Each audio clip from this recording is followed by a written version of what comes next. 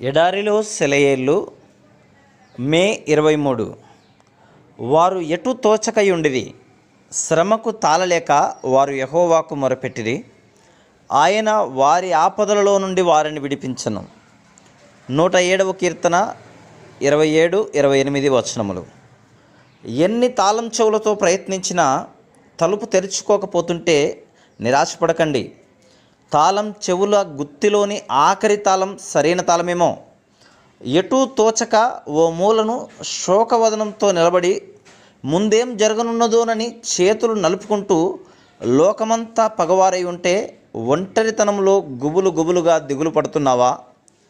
క్రైస్తవ విశ్వాసి, ఎటూ తోచక నువ్వు నిలిచిపోయిన ఆ మూలే దైవశక్తి కనిపించే మహిమా వేదిక.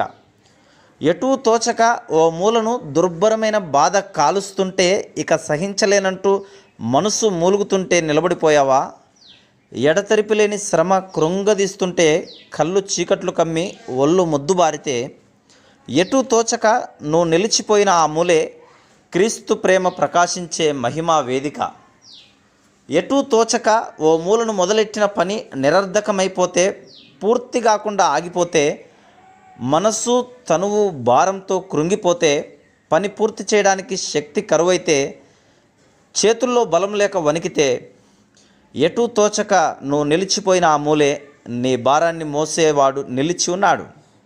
ఎటూ తోచక ఓ మూలను నిలబడ్డావా? సంతోషించు. ఆశ్చర్యకరమైన అద్భుతాలు చేసే శక్తి, నిన్నెన్నడూ విడనాడని దైవశక్తి, నీ అడుగుల్ని వెలుగులోకి నిస్సందేహంగా నడిపించే పరమశక్తి ఎదురు చూస్తున్నది నిన్ను ఆదుకోవడానికి. ఎటూ తోచక నువ్వు నిలిచిపోయిన ఆ మూలే సమర్థుడైన దేవుడు నీకు తెలుస్తాడు. Praise the lord.